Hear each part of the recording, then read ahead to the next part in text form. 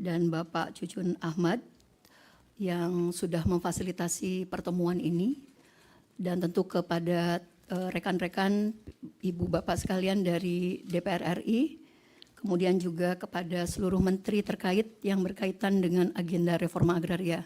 Perkenalkan, nama saya Dewi Kartika, saya adalah Sekretaris Jenderal Konsorsium Pembaruan Agraria KPA. Pada hari ini KPA yang hadir di dalam forum ini ada Serikat Petani Pasundan, kemudian Serikat Pekerja Tani Karawang, Pergerakan Petani Banten, Serikat Petani Majalengka, Persatuan Petani Cianjur, Persaudaraan Petani Surya Kencana Sukabumi, kemudian juga Serikat Nelayan Indonesia, Serikat Petani Badega. Bersama kami juga hadir kawan-kawan dari Gerakan Buruh Bersama Rakyat, secara khusus diwakili oleh Konfederasi Kasbi, KPBI, dan teman-teman semuanya yang selalu setia membersamai gerakan reforma agraria, kaum tani, kaum nelayan. Dan kemudian juga ada perwakilan dari Dekan Fakultas Ekonomi Universitas Indonesia yang selalu juga menemani Serikat Petani Pasundan. Jadi Bapak Ibu sekalian, KPA ini adalah organisasi beranggotakan 139 organisasi petani, organisasi nelayan, organisasi masyarakat adat, dan juga organisasi non-pemerintah yang sejak 1994 kami memperjuangkan dan mendorong agar negara ini menjalankan reforma agraria sesuai dengan mandat konstitusi pasal 33 Undang-Undang Dasar kita, Undang-Undang Pokok Agraria, TAP MPR 9 2001 tentang pembaruan agraria dan pengelolaan sumber daya alam. Kami pada hari ini tentu berterima kasih kepada pimpinan DPR yang sudah memperkenankan untuk berdialog dan memfasilitasi juga untuk bertemu dengan para menteri, Bapak Menteri, Menteri Agraria, Menteri Kehutanan, kemudian ada juga Menteri Desa, Menteri Pariwisata, kemudian juga PLT Menteri BUMN yang dalam perjalanan, dan Kepala Staf Kepresidenan. Terima kasih sudah berkenan hadir. Kami mengapresiasi. Jadi Hari Tani Nasional ini adalah hari yang sangat bersejarah bagi kami, kaum tani. Ini ibarat lebarannya kaum tani. Jadi mungkin ini sangat ada kekesalan, tapi juga tentu berterima kasih karena pada akhirnya kami dibukakan pintu, kurang lebih diberikan tempat kursi 100 orang agar petani bisa masuk karena jarang kami bisa menikmati gedung DPR RI ini. Terima kasih. Jadi tadi teman-teman petani langsung berfoto karena memang ini momentum yang jarang. Jadi Hari Tani Nasional ini ada kepresnya, Bapak Ibu sekalian. Meskipun pemerintahan seringkali melupakan bahwa ada yang namanya Hari Tani Nasional pada tanggal 24 September yang menandai lahirnya Undang-Undang Pokok Agraria yang sebenarnya oleh para pendiri bangsa kita untuk memperbaiki residu kolonialisme pada saat itu yang sudah memporak-porandakan sumber-sumber agraria kita, bagaimana negara ingin memulihkan terutama hak atas tanah kepada rakyat yang pada masa lalu dirampas. Nah, 65 tahun Undang-Undang Pokok Agraria justru masih diingkari, diabaikan, tentu kalah dengan banyak undang-undang sektoral, Undang-Undang Kehutanan, Undang-Undang Minerba, Undang-Undang Cipta Kerja yang justru memunggungi petani, memunggungi nelayan, masyarakat adat dan perempuan di pedesaan. Nah, kami ingin menyatakan bahwa di Hari Tani Nasional ini tentu ingin juga menyampaikan selamat Hari Tani Nasional kepada seluruh kaum tani di Indonesia. Jadi selain kami melakukan aksi peringatan Hari Tani Nasional di Jakarta, kita juga melakukan aksi di berbagai daerah di tingkat provinsi dan kabupaten karena memang KPA ini tersebar di berbagai provinsi. Sebenarnya ini sebagai bukan hanya seremonial, tetapi kami ingin mengingatkan bahwa ada mandat konstitusi kita, mandat UU PA yang tidak kunjung dijalankan. Kami organisasi yang sejak 94 mendorong ini dan kita sudah punya pengalaman bersama-sama dengan kementerian dan lembaga bagaimana mendorong upaya negara ini untuk memastikan ada kedaulatan agraria, tidak saja keluar tapi juga ke dalam. Bagaimana tanah untuk rakyat, bumi, air, kekayaan alam untuk sebesar-besar kemakmuran rakyat itu bisa diwujudkan. Nah, kami ingin menjelaskan bahwa judul dari pernyataan sikap kami adalah rakyat dan kekayaan bangsa setiap hari dijarah. Presiden dan DPR RI harus segera menjalankan reforma agraria sejati sekarang juga. Kenapa kami menyatakan ini? Bahwa peristiwa-peristiwa sebelumnya dari sejak aksi 25, 30 dan seterusnya itu tentang penjarahan-penjarahan kepada para pejabat, sebenarnya yang sunyi dan luput dari pemberitaan adalah penjarahan tanah-tanah rakyat, kekayaan alam di pedesaan. Ini adalah isu-isu, ini adalah penjarahan nyata di lapangan, bagaimana petani, nelayan, masyarakat adat kehilangan tanahnya, nelayan kehilangan aksesnya ke laut, wilayah tangkapnya di kapling-kapling, dan konsesi-konsesi itu terus berdiri, bahkan puluhan tahun. Jadi ini adalah serikat-serikat tani yang sebenarnya bukan baru, sejak dari Orde Baru, sudah menguasai tanah, sudah menjadi kampung, sudah menjadi desa definitif, sudah menjadi ada sekolah, ada masjid, ada musola, ada gereja, ada fasilitas umum, fasilitas sosial, dan pemerintahan desa. Tapi tidak kunjung dimerdekakan. Konsesi-konsesi HTI, hutan tanaman industri, hak guna usaha, hak guna bangunan, izin tambang, proyek-proyek strategis nasional, itu banyak masuk ke kampung-kampung, bank tanah, termasuk yang terakhir bagaimana dibentuk Satgas Penertiban Kawasan Hutan yang memang mulia untuk menertibkan konsesi-konsesi ilegal sawit, itu justru melakukan pematokan-pematokan di tanah-tanah pertanian. Seperti yang kemarin terjadi di Serikat Tani Tebo, di Desa Tebo yang mengalami pematokan oleh Satgas PKH ini.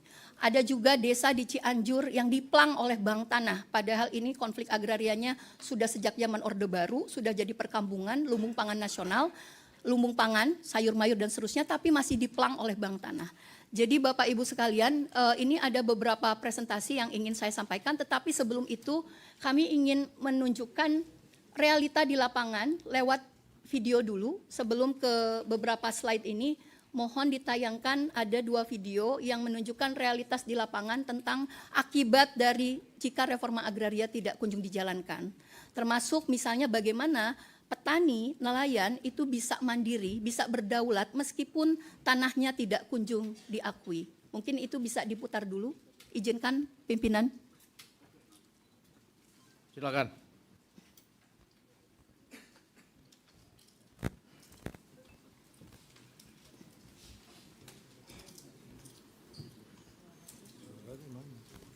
Audionya mana audio?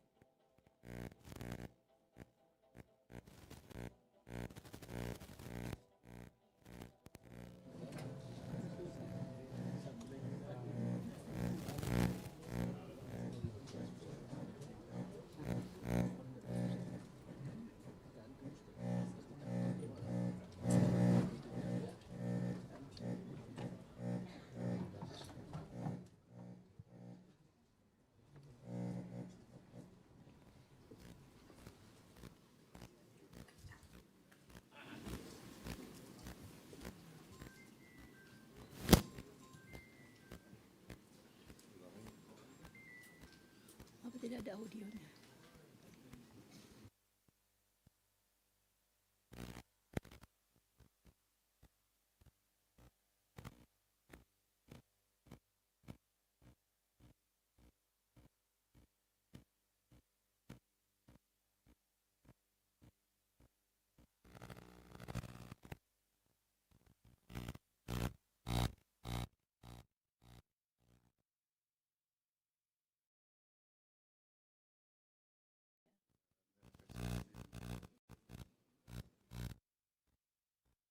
Apakah videonya bisa dilanjutkan?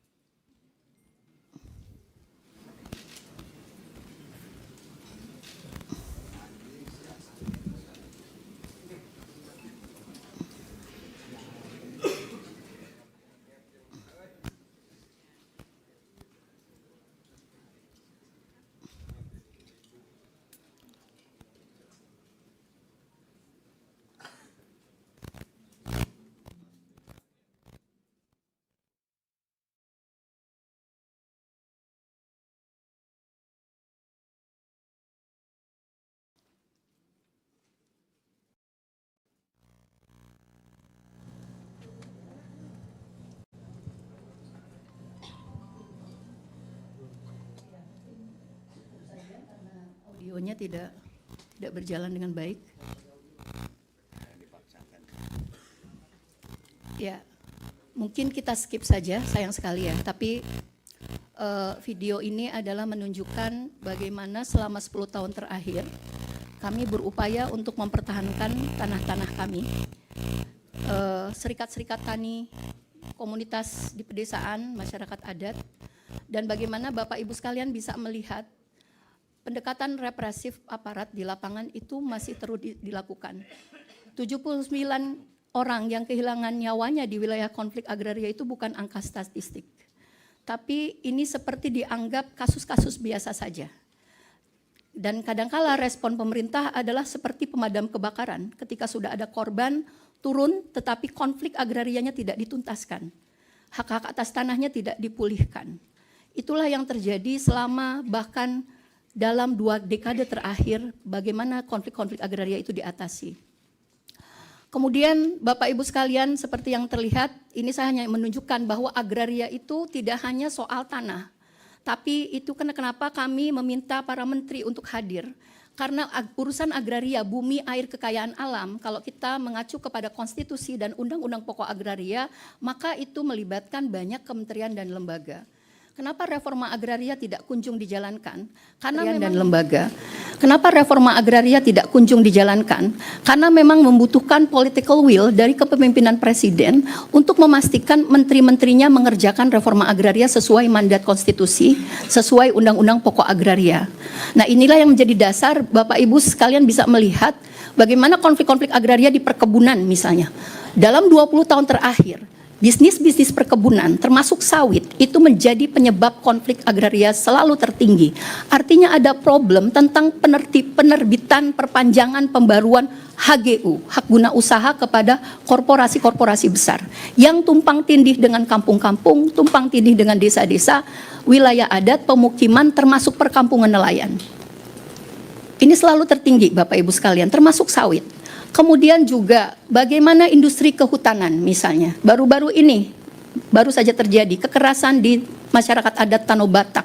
Bagaimana hutan tanaman industri milik Sukanto Tanoto menguasai tanah 156.000 hektar dan berpuluhan tahun itu berkonflik dengan masyarakat adat. Itu hanya salah satu contoh dan kemarin mereka direpresi lagi oleh preman-preman perusahaan. Ini hanya gambaran sedikit saja tentang betapa ada carut-marut tentang kebijakan-kebijakan agraria yang justru pendulumnya, alokasi tanahnya, kekayaan alamnya lebih diprioritaskan untuk badan usaha skala besar. Teman-teman bisa melihat bagaimana misalnya sejak zaman Orde Baru, pemerintahan SBY sampai dengan sekarang, janji-janji untuk menertibkan tanah terlantar itu tidak kunjung dijalankan. Selalu disebutkan ada tanah terlantar 7,3 juta hektar HGU, HGB aktif bahkan expired yang itu sudah menjadi kampung-kampung juga. Sudah ada orang, sudah ada manusia, tapi tidak kunjung ditertibkan dan digaya gunakan untuk objek reforma agraria. Padahal kebijakannya ada. Jadi ini selalu terus-menerus disuarakan. Kemudian juga tambang, bisa dilihat 9,1 juta hektar. Kemudian food estate, mencari-cari tanah kosong. Di Papua, di Kalimantan Tengah, di Sumatera Utara, berkonflik dengan petani, berkonflik dengan masyarakat adat. Sementara Bapak Ibu sekalian bisa melihat betapa kecilnya penguasaan tanah petani gurem, hanya 6% dari 100% penguasaan tanah yang lebih banyak dikuasai oleh korporasi besar. Permintaan kita itu rakyat itu kecil. Kalau dilihat Bapak Ibu sekalian, ini dihuni, ditempati, digarap oleh 17 juta orang. Hanya menguasai 6% tanah saja. Petani kita mayoritas gurem Bapak Ibu sekalian. Artinya apa? Itu indikator reforma agraria tidak kunjung dijalankan. Negara kita negara agraris, tapi petaninya miskin-miskin. Petaninya makin gurem, tidak hanya di seluruh Jawa, Lampung, Bali, tapi juga bahkan di Papua sana petani gurem sudah ada. Di Sulawesi Selatan petani gurem sudah ada. Artinya guremisasi itu sudah mulai meluas dan merata. Penguasaan tanah masyarakat itu semakin mengecil. Laju konversi tanah pertanian tidak bisa ditahan. Kenapa? Karena tadi peruntukan tanah-tanah untuk industri sawit, untuk industri kehutanan, untuk perkebunan skala besar, untuk food estate, untuk bank tanah, dan segala macam itu telah meresahkan masyarakat di pedesaan. Jadi untuk itulah kami ingin menyampaikan bahwa ini bukan masalah biasa saja, ini extraordinary crime, ini kejahatan agraria. Sudah ada mandat konstitusinya Bapak Ibu sekalian, tapi kenapa selalu memunggungi petani, memunggungi orang kecil, buruh tani, petani penggarap, dan selalu kami ditunda-tunda. KPA ini sudah 31 tahun bersama dengan kementerian-kementerian terkait menyampaikan data yang sama, menuntut hal yang sama, dan selalu diombang-ambing, selalu dijanji-janjikan, tetapi ketika pemerintahan berakhir, nihil, terlalu kecil yang diberikan kepada rakyat. Kenapa sangat pelit kepada petani? Kenapa begitu wah kepada korporasi-korporasi skala besar? Itulah yang membuat kami, kenapa kami merasa harus perlu menyampaikan ini. Petani-petani ini 10 jam, pulang pergi 20 jam dari Pangandaran, Ciamis, dan seterusnya. Ini lebarannya mereka. Bahkan sejak subuh, sejak malam, sampai pagi, bis, PO bis ditahan. Ada ratusan bus yang ditahan sampai supir-supirnya turun. Kenapa? Kenapa untuk petani, untuk nelayan, untuk masyarakat adat, untuk buruh menyampaikan aspirasi itu begitu sulit? Padahal ini petani ini orang-orang tua, kakek nenek. Memang regenerasi petani kita tidak berjalan. Rata-rata petani tua bawa anak-anak, mau rusuh seperti apa? Kami mau makar bagaimana? Ini adalah aspirasi yang terhambat. Kalau petani sudah masuk ke kota-kota, artinya tanah air kita sedang tidak baik-baik saja. Artinya kebijakan yang ada itu sedang tidak berpihak. Jadi bukan kami hanya sekedar ingin ke Jakarta, seremonial, tidak. Tapi karena ini masih kedap suara ini, DPR RI tidak mengawasi, menteri itu apa kabar? Sudah berapa konflik agraria struktural yang diselesaikan? Sudah berapa petani-petani gurem dibebaskan dari situasi gurem dan kemiskinannya? Sudah berapa tanah-tanah terlantar? HGU mangkrak. Mafia-mafia tanah ditertibkan. Kenapa tanah terlantar yang 7,3 juta itu untuk objek reforma agraria selalu dijanji-janjikan tapi tidak ada eksekusinya? Artinya ada sesuatu yang ditutup-tutupin. Jadi Bapak Ibu sekalian silakan langsung ke next slide. Jadi ada masalah fundamental. Bapak Ibu bisa melihat 10 tahun apa yang terjadi di lapangan. Selain tentu tadi kekerasan, ada banyak yang ditangkap, kebebasan kami berserikat juga diobok-obok. Padahal sudah ada putusan Mahkamah Konstitusi, petani itu boleh berserikat, boleh berorganisasi. Sudah ada Undang-Undang Perlindungan dan Pemberdayaan Petani. Ada banyak kebijakan berpihak tapi tidak dijalankan. Di atas kertas bagus tapi implementasinya tidak ada. Lanjut.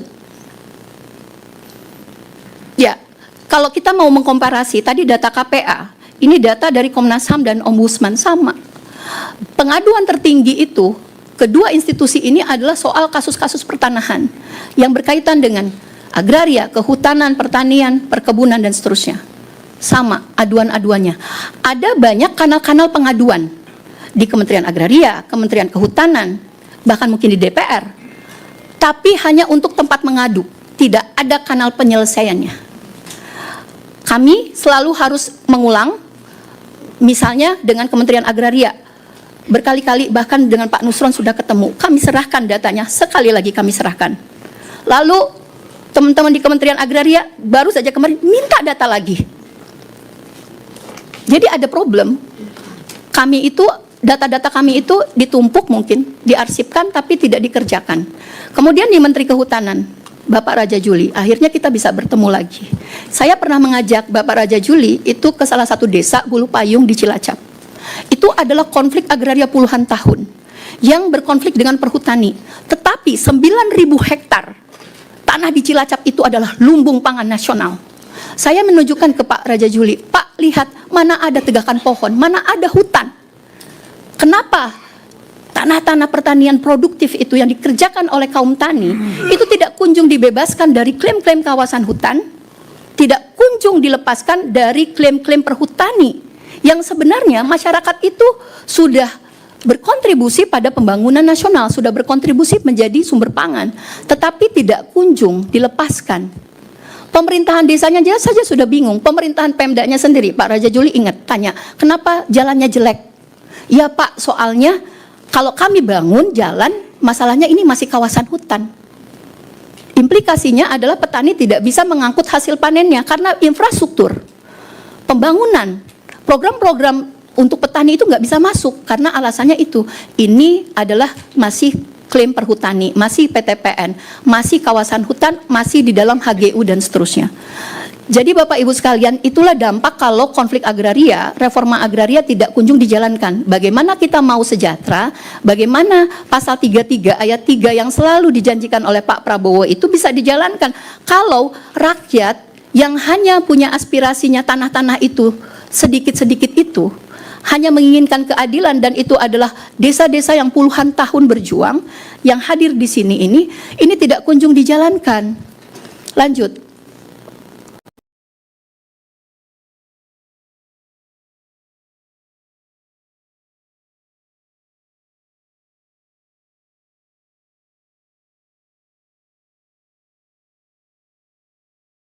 Akses pemilikan kepada tanah, maka otomatis ada kemiskinan struktural di pedesaan. Lanjut. Maka otomatis ada kemiskinan struktural di pedesaan. Lanjut. Ini gurumisasi, tadi sudah disampaikan ada 17 juta orang petani gurem.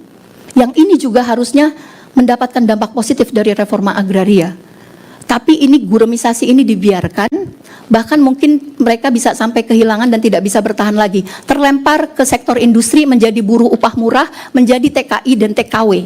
Karena sektor pertanian di pedesaan tidak berjalan. Karena industrialisasi di pedesaan justru merampas dan menggusur tanah rakyat, bukan industri yang memastikan petani, nelayan, masyarakat adat punya badan usaha milik mereka.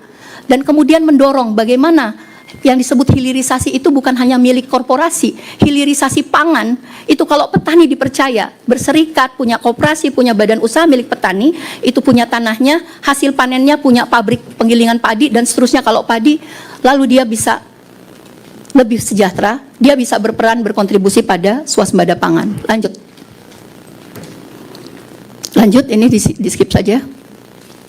Ya, ini soal aspirasi kami bagaimana reformasi kepolisian dan TNI itu bukan sekedar soal kasus-kasus saja di perkotaan, tapi juga tolong perhatikan di pedesaan.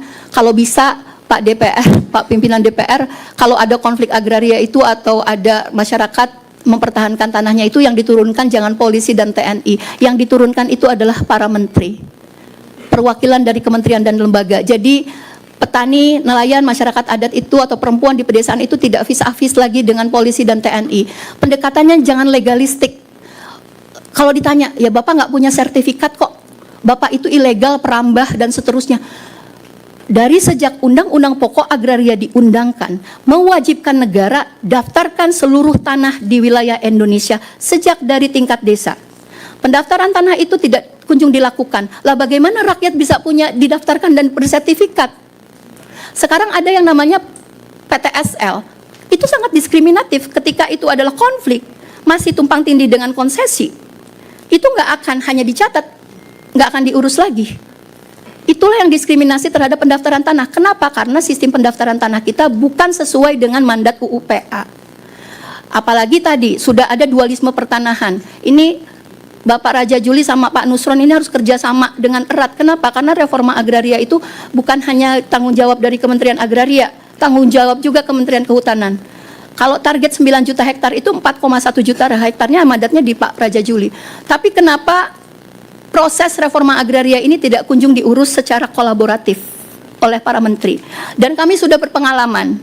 Selalu, oh kalau dengan masalah PTPN ke BUMN saja, oh kalau masalah kehutanan ke kantornya kehutanan saja, kalau masalah HGU ke Pak Nusron saja. Jadi rakyat itu sudah mengadu di tingkat Pemda, provinsi sampai nasional, di pingpong dan seterusnya.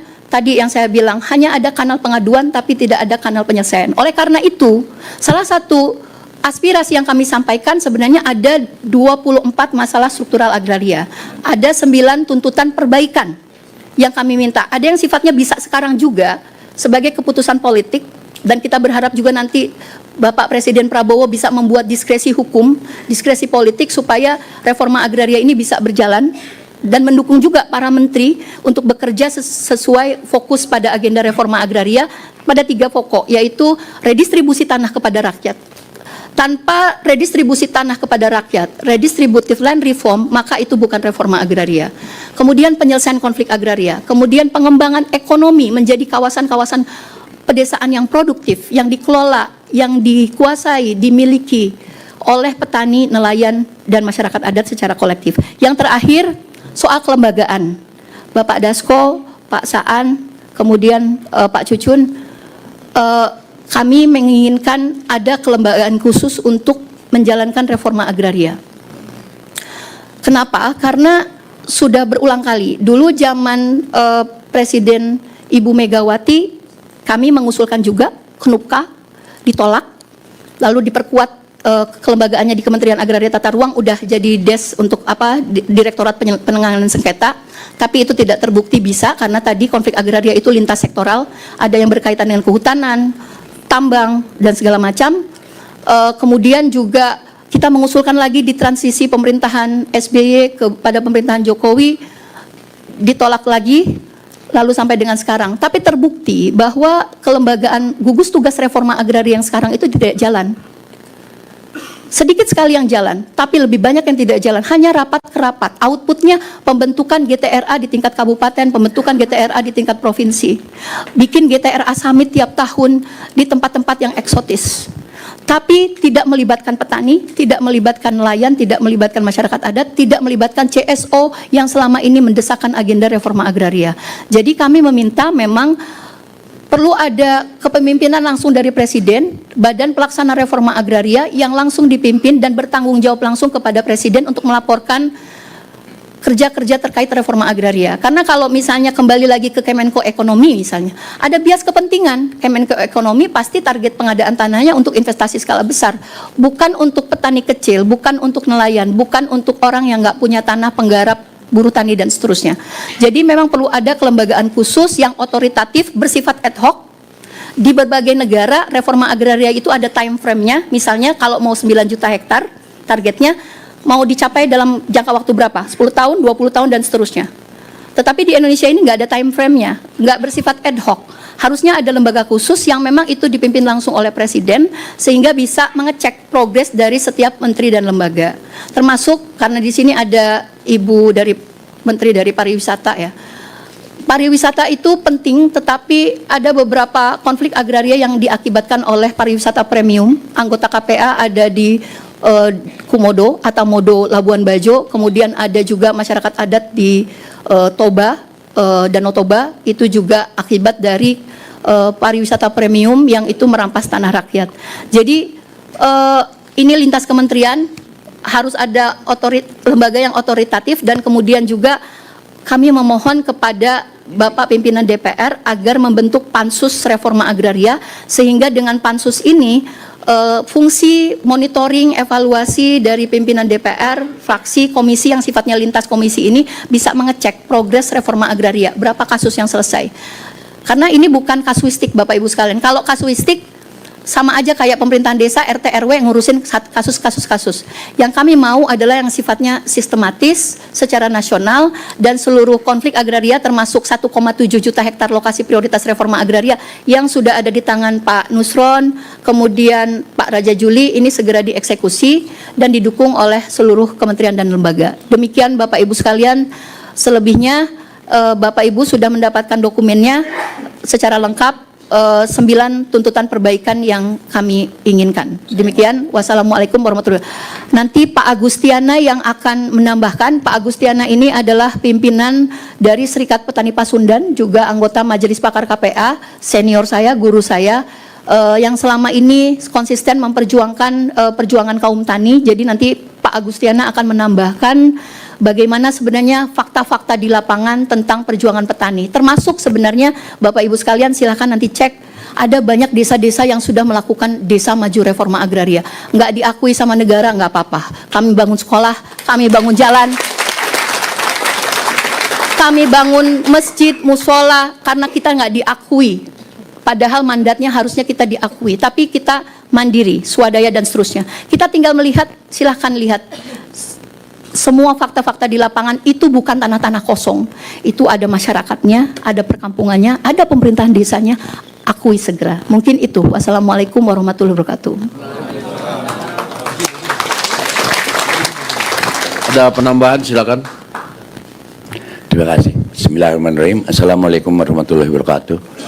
Salam sejahtera buat semua. Kami betul, saya walaupun majelis pakar, tapi Pak Pimpinan, Bapak-Bapak semua, mohon maaf. Saya juga mewakili seluruh gerakan Serikat Tani dan Masyarakat Adat se-Indonesia. Pertama ingin menyampaikan terima kasih dan penghormatan setinggi-tingginya bahwa sejarah Hari Tani Nasional baru hari ini di bawah pimpinan Presiden Pak Bowo, di bawah pimpinan DPR Ibu Puan dan Bapak-Bapak, terutama ini inisiatif Pak Bapak-Bapak Cuncun, Pak Dasko dan Pak Saan. Apa yang kedua, kami ingin menyampaikan juga apa yang disampaikan Sekjen SPP ini jangan dilihat sebagai bentuk siapa yang salah, ya, Sekjen KPA ini, tapi apa dan bagaimana dari kesalahan itu kita keluar.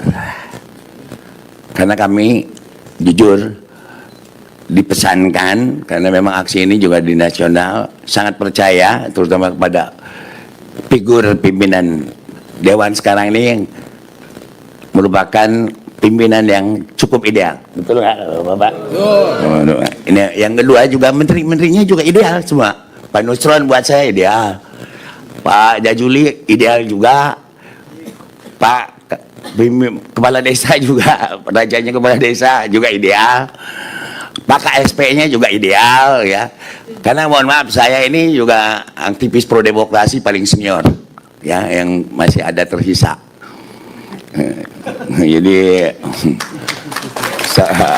saya pendiri Prodem, saya pendiri PUDI, saya pendiri Oposisi Indonesia, saya pendiri Serikat Tani, saya pendiri apapun lah di Indonesia, termasuk pendiri KPA. Pak Cuncun dan Pak Saan juga kenal dekat dengan saya, Pak Dasko juga dekat dengan orang, kedekatan Pak Dasko itu semua orangnya dekat dengan saya, kayak Saga dan Nenggolan dan sebagainya. Artinya saya ingin bilang poinnya adalah representatif kawan-kawan percaya dan berharap kepada apa yang disampaikan tadi harus diletakkan sebagai bentuk kepercayaan dan harapan baru kepada pemerintahan yang baru. Jadi diskusi ini harus diletakkan di situ dulu. Yang ketiga, letakkan sebagai sebuah sejarah baru. Apa yang saya harus perbaiki dari masalah yang ada? Masalah yang disampaikan Bu Dewi ini, kalau ngomong detail banyak, nggak cukup satu hari. Dari harapan yang baru ini, pimpinan yang baru, pimpinan komisi yang baru, Ibu Titik Prabowo juga alhamdulillah ya ikut mau jadi anggota DPR gitu ya. Terima kasih, aktif lagi, kita sering ikuti. Semua saya lihat dalam 10 bulan ini baik semua. Ya, terlepas orang menilai, tapi secara objektif masyarakat, makanya kami tidak mau huru-hara seperti orang lain, padahal paling bisa huru-hara kami. Ya, dulu ya, yang paling bisa huru-hara kami di lapangan, kami di apa. Tadi yang ini persoalannya ada beberapa hal yang paling poin. Pertama, sejak tahun 58 negara kita ini merdeka tahun 45, tapi sumber kekayaan bangsa ini yang diambil dari kolonial baru tahun 58. Nah, tahun 58 ini ada program nasionalisasi dan belum ada pengaturan berapa untuk kehutanan, berapa tanah yang terdaftar. Yang kedua, tidak ada kelembagaan yang komprehensif. Jadi kalau ngomong negara menguasai tanah dan mengatur tanah untuk kepentingan kemampuan rakyat, negara ini siapa? Itu Pak Dasko. Mudah-mudahan Pak Dasko ini atas nama Pak Presiden bisa menjadi sejarah ini hari. Sejarah untuk kemuliaan bangsa, untuk kemakmuran rakyat. Karena memang sudah tadi Kak Bu Dewi bilang, Nggak bisa nyalahin Pak Jajuli, mohon maaf ya, bukan saya membela. Tanah yang diaku perhutani sendiri nggak ada izin Pak, 2 juta 100 hektar yang dibilang tadi sawah itu perhutani, gimana mau mencoretnya? Izinnya aja nggak ada. Jadi tidak tercatat di BPN, tidak tercatat juga di kehutanan. Pak Nusron mau hebat-hebatan juga nggak bisa gagahan Pak Nusron, nggak ada izinnya, gimana mau mencabut? Yang dicatat Pak Nusron, yang dikelola oleh BPN itu hanya tanah-tanah yang terdaftar, tanah negara yang terdaftar dan tanah milik yang terdaftar, bukan begitu Pak Nusron? Ya? Di luar itu nggak bisa. Pak Nusron gagah, di bawahnya mogok, nggak akan mungkin bisa. Kedua, Pak Jajuli baik kehutanan. Kehutanan sendiri, mohon maaf Pak pimpinan Dewan, sampai hari ini setelah putusan MK dulu ya, kawasan kelola kehutanan itu didasarkan penunjukan. Tapi setelah putusan MK nomor 3 tahun 2011 nomor 35 harus dikukuhkan. Sementara putusan MK sendiri harus dikukuhkan ini dari penunjukan peraturan pemerintah seperti apa, undang-undangnya seperti apa, lembaganya seperti apa, kerjanya seperti apa, nggak jelas sampai hari ini. Sehingga sulit juga apakah Pak misalkan tadi harus dilepaskan. Bagaimana melepaskan Pak Antoni? Pak Antoni sendiri belum berpijak di atas tata kuasanya yang memiliki legal yang jelas. Ini jadi persoalan. Jadi terima kasih sangat di luar ekspektasi Pak Bapak Dasko bisa mengundang beberapa komisi yang lain dan kementerian yang lain, sehingga ini tidak salah paham. Jadi ini kita tersesat magis semua. Nah oleh karena itu mungkin yang disampaikan tadi, komite ini yang digas oleh Dewan melalui Pak Presiden ya, tidak diserahkan kepada KSP, agar para pemimpin bangsa bapak-bapak ini yang sudah baik, demi Allah Pak Nusron ya, saya menganggap Anda baik kok. Jadi tidak semua ya, jadi menganggap semua pemimpin pemerintah ini baik yang sekarang ini ya. Ingat, saya ini ketua oposisi, saya subversi terakhir ya. Jadi kalau ngomong kritis, saya paling kritis. Jadi saya pendiri Forkot, saya pendiri apalah ya. Jadi cuma setan Malaka kata orang, nggak pernah muncul. Jadi sebaliknya kembali tadi, kalau saya katakan baik, poinnya baik. Nah, kalau saya katakan ada harapan,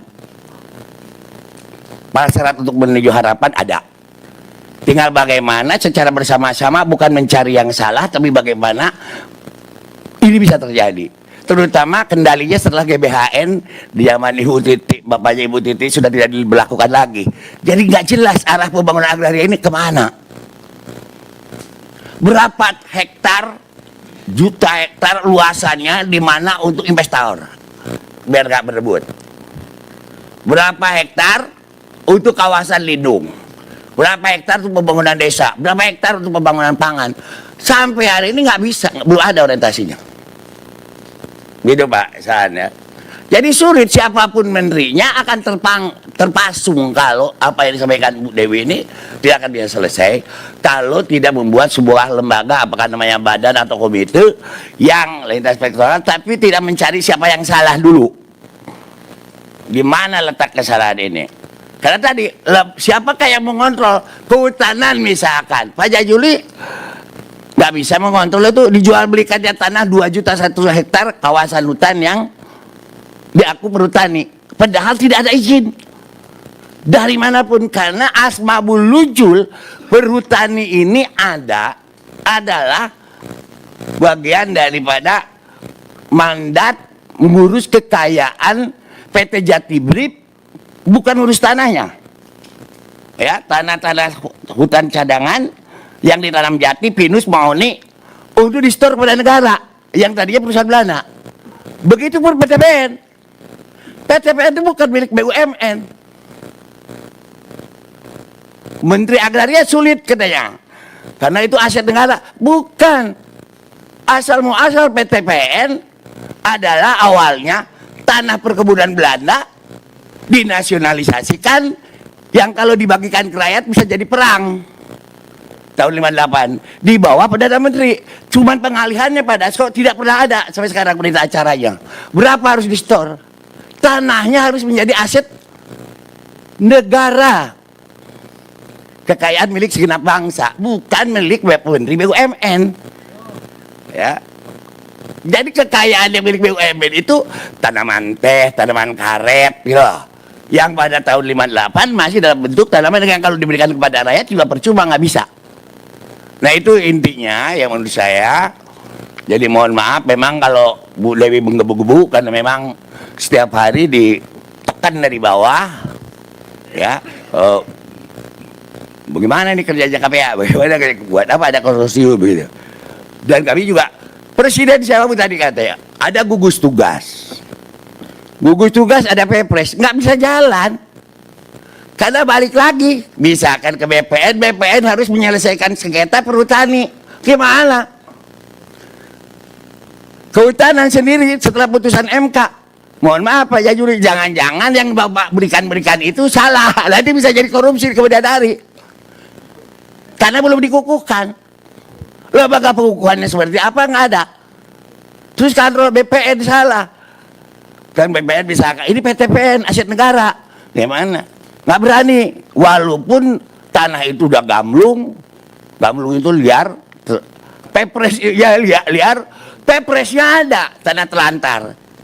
Tadi objek apa? Lembaga penerima tanah telantar. Lalu hakmu apa menitip-nitipkan, bukan tanah izinmu gitu. Misalkan PTPN dikeluarkan, nggak bisa juga karena ragu-ragu. Nah, sebaliknya. Dulu Pak Jokowi awal punya cita-cita yang bagus 11 juta hektar, melanjutkan Pak SBY. Tapi lagi-lagi tanahnya yang mana, karena izin konsesinya sudah ada diberikan. Yang lebih celaka lagi Pak Dasko, ini yang saya khawatir Bapak-bapak Ibu semua, ini untuk kepentingan ekonomi bangsa. Tanah yang sudah jadi sawit dari kawasan hutan, bukan dosa Pak Menteri sekarang ya, entah dosa siapa, tiba-tiba menjadi diaku tanah hutan, padahal dia sendiri belum tentu kekuasaan dia. Berubah jadi kawasan hutan, dari kawasan budidaya, istilahnya kalau istilah BPN konversi produksi di tanaman sawit. Setelah ada kebun sawit, mau jual sawit nggak bisa, ekspor ke luar negeri karena nggak ada izin. Akhirnya Pak BPN dipaksa untuk membuat sertifikat, padahal belum dilepaskan. Bukan belum dilepaskan, statusnya harusnya kan jelas nih kalau ada. Oh ini tanah negara konversi produksi, ini konservasi. Konservasi tolong awasi oleh Menteri Kehutanan. Konversi produksi seluruhnya serahkan ke BPN gitu. Berapa luas, lalu konversi produksi berapa banyak untuk di reforma agraria. Lalu kalau kehutanan salah, BPN salah, siapa yang akan ngawasi? Itu tidak ada. Itu menurut saya sampai akhirnya yang lucu Pak Dasko. Bapak-bapak semua di Kerawang 1.800 hektar itu pangan juga Pak, dipacul, dicangkul oleh rakyat. Tiba-tiba ini mau di sertifikatisasikan melalui PTSL, dicegat Pak Nison karena ada tanah perhutani. Di aku perhutani, celakanya BPN nggak pernah nanya, perhutani mana bukti lu? Nggak ada itu. Di sini hadir komisi berapa? 4. Komisi 4 juga nggak pernah nanya, mana bukti lu perhutani 2,5 juta hektar, lu jual-jualin di Kerawang jadi kawasan industri. Kapan? Nggak ada Pak, saya penjarakan. Kalau ada izin perhutani menguasai tanah, apalagi menjual beli tanah. Kedua BUMN, PTPN tadi. PTPN seolah-olah aset BUMN, sehingga BPN takut dianggap merusak aset negara milik Kementerian BUMN. Nggak ada itu. Karena tidak ada pendelegasiannya. BPN sendiri akhirnya Kalau takut-takut sendiri oleh takutnya takut magis. Ya kan Pak? Takut magis, belum berani coba. Ayo. Polisinya juga magis. Asal dicoba. Karena BPN tidak terdaftar oleh BPN. BPN udah jelas. Ada pepresnya lagi. Percepatan tanah reforma agraria. Pendistribusi dari dana PTPN. Tapi nggak berani. Karena takut digugat. Nah ini yang menurut saya. Di samping kebetulan ada Bapak KSP yang baru juga bisa membantu gagasan-gagasan yang baru, ya, membuat sebuah lembaga yang baru. Mari mencari apa yang terbaik dari masalah ini. Yang menurut saya adalah tadi ada lembaga yang mengevaluasi secara komprehensif. Ya. Tadi KLHK kata orang sudah menguasai 71% kawasan daratan. Itu penunjukan Pak. Bukan pengukuhan. Pengukuhannya sampai hari ini belum pernah ada. Nah dibuatkanlah, tolong usulkan oleh KSP apa lembaga. Pengukuhannya, bentuknya apa, seperti apa. Terus tanah-tanah yang 2.100.000 hektar di Jawa, yang konversi produksi harusnya domainnya ada di BPN. Saya angkat BPN untuk berani. Ngambil ekspansi gak berani. Mohon maaf Pak. Saya satu-satunya organisasi yang berhasil terus dapat sertifikat, berhasil terus menguasai tanah, rebut aja, tapi akhirnya saya berpikir, secara ketatanegaraan tidak disiplin, tidak mendidik bangsa dan negara. Cara berpikirnya, merebut tanah, mereclaiming tanah, menguasai tanah, berarti mengikuti prinsip-prinsip ideologi, pelaksanaan konstitusi, bahkan pelaksanaan teologi, pelaksanaan akidah saya, gitu. Dan pelaksanaan aturan. Dan akhirnya apa? Kami udah punya sawah, punya apa? Punya tadi sekolah, ada pesantren. Bahkan sekarang sedang dibentuk Sekolah Tinggi Teknik Industri Agraria Hasyim Asyari. Gitu. Yang kami buat di Cikalong. Itu Pak Anderson. Ya. Peduli setan itu perhutani atau bukan? Kita garap aja gitu. Gitu. Terbukti 20 tahun nggak ada kok. Saya ke Pak Jajuli ngajak ayo. Karena bukan di bawah perhutani, bukan di bawah Pak Jajuli juga kan Pak Jajuli. Dengan Pak Jajuli saya dapat sertifikat dari perkebunan. Ya Pak. Nah, waktu Pak Jajuli jadi Wamen pertanahan. Saya udah dapat 40.000 hektar Pak sertifikat. Berarti benar. Ya. Sekarang rakyat saya di Garut sudah bisa ekspor di atas tanah PTPN. PTPN-nya sendiri gamlung, Pak. BPN tidak berani nggak apa-apa. Garap, Taman Usar, Taman Akar Wangi. Masih bersama kami di Breaking News Kompas TV, saudara. Bisa ekspor Akar Wangi untuk parfum ke Paris. Mudah-mudahan Mas Didit bisa mengembangkan ya. Selama ini hanya langsung mulai bandar-bandar Bu, mulai bayar. Ya, tapi saingannya hanya Haiti dan kita berhasil. Kita berhasil mencetak sawah 2.000 hektar sawah dicetak SPP. Tidak ada datanya itu Pak. Tidak ada anggaran seperak pun. Ya, peduli setan. Yang penting bukan KSDA Pak. Ya, kalau KSDA itu konservasi. Kalau yang namanya konversi produksi, biarlah BPN tidak berani, kamilah yang berani.